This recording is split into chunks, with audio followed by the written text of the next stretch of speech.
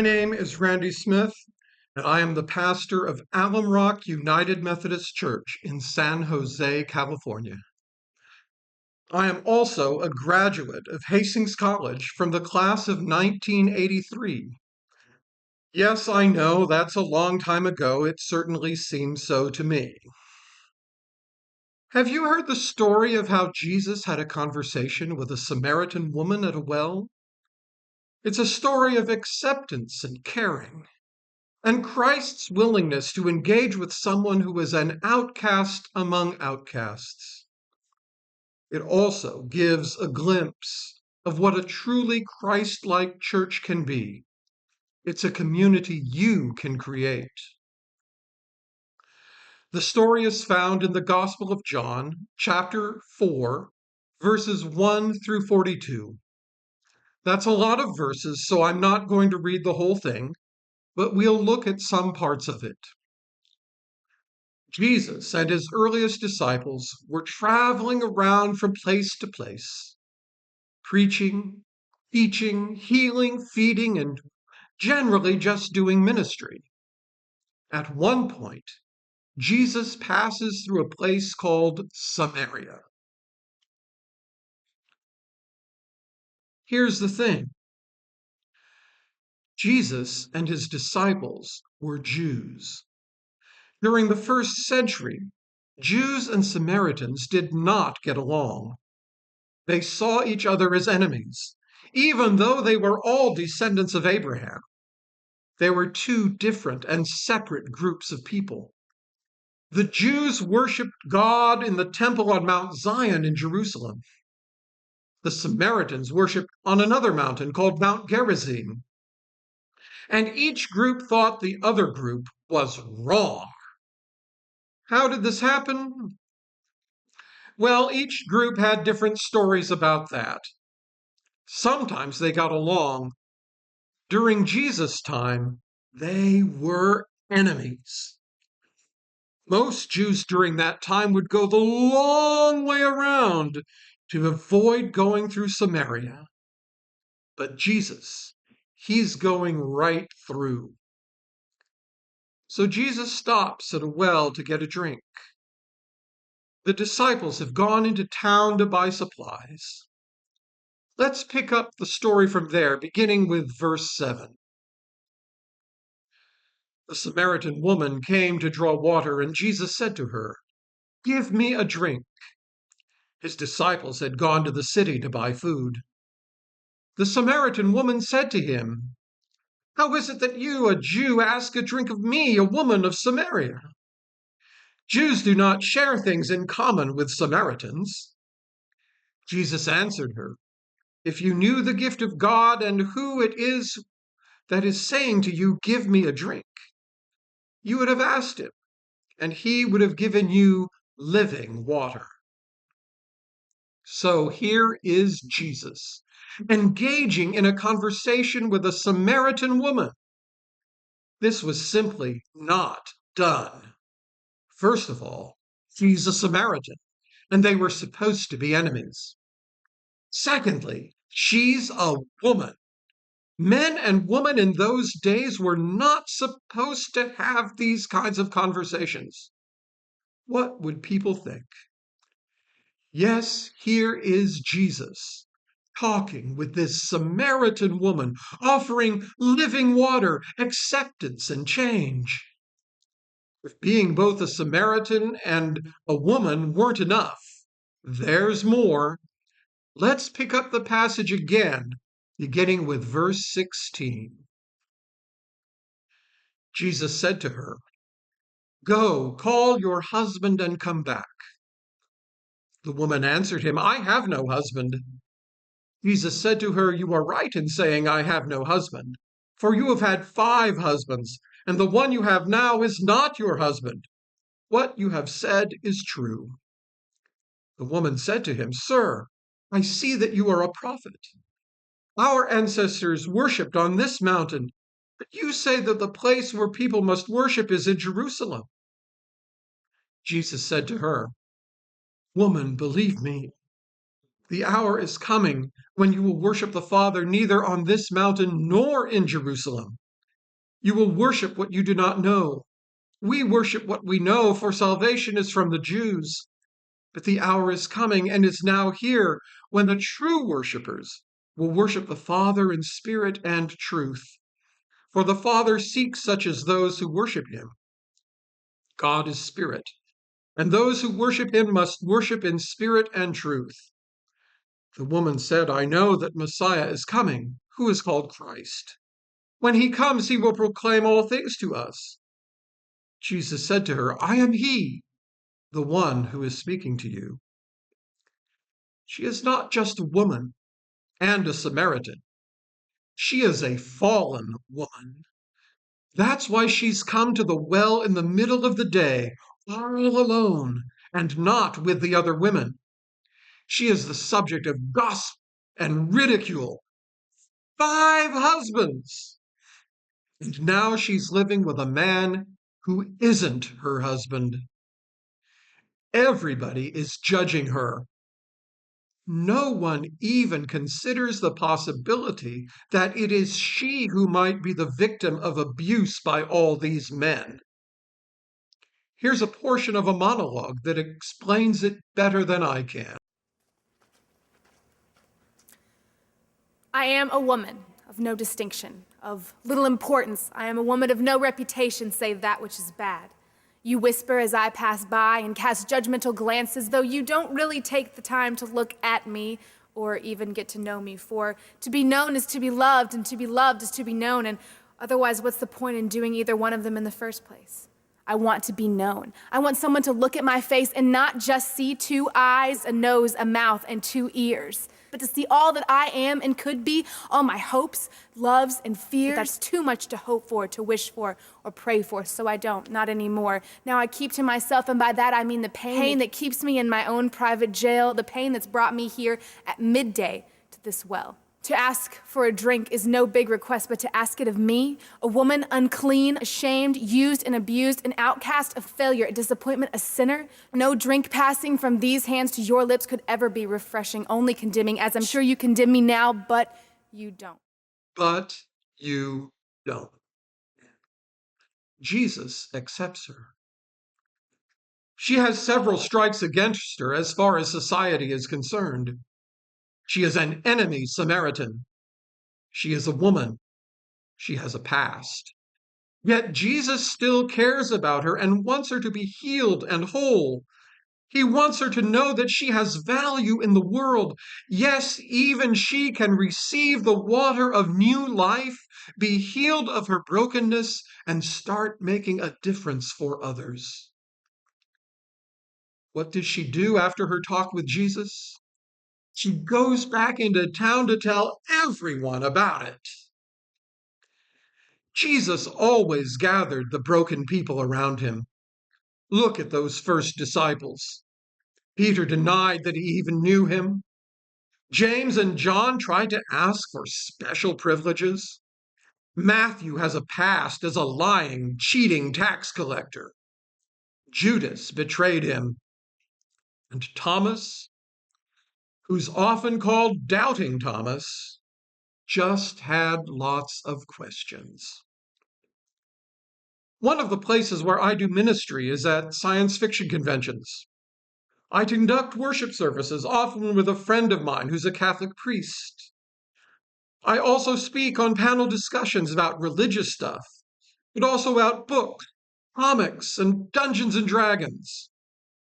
Fairly frequently, I also find myself doing pastoral care, because some folks figure they can talk with me about confidential stuff because I'm a pastor.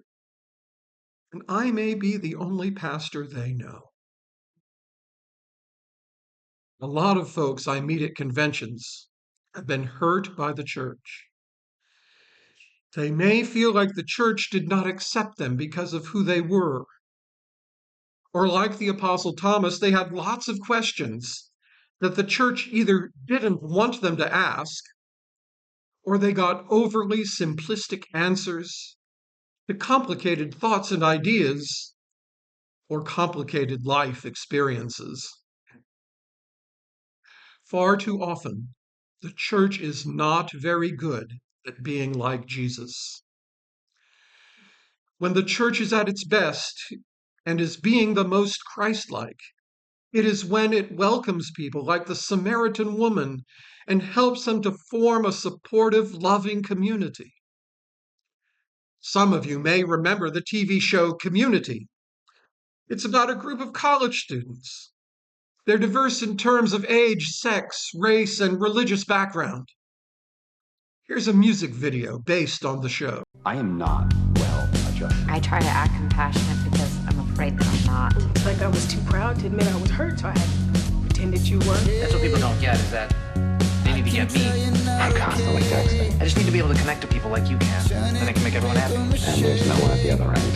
Because I assumed eventually they'll be rejected. Have more experience being worthless. I did it because I didn't want to be me. I want to be interesting. I want to fit in. You guys. I am afraid that they'll see that I am broken. I'm not sure who I am. And more often than not, I am barely keeping it together. And you can't see where you're going to, and it's all slipping away from you. I will never let you go. When you can't see where you're going to, and it's all slipping away from you. I will never let you go. We're all going to get through this. You're afraid you don't fit in. You're afraid you'll be alone. Stop making our hatred of ourselves someone else's job, and just stop hating ourselves. Great news. You share that with all of us. We're all alive and we're all fine. So you'll never be alone. You'll always fit in. Things are bad. But we're together.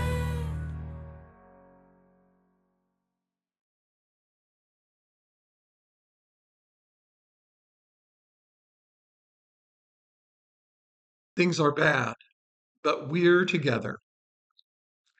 That is what the church is like when it is being like Jesus. The characters on the show Community think of themselves as social misfits, but they are bound together by their care for one another. The church should be the one place where people like the Samaritan woman find acceptance. It should be the one place where those who are hurting, those who have been abused, those who have been turned away from everywhere else, and those who are asking deep questions should be able to come together and bind each other up in order to go out into the world to care for broken people everywhere. Where can you find that kind of church? Maybe you can make it yourselves.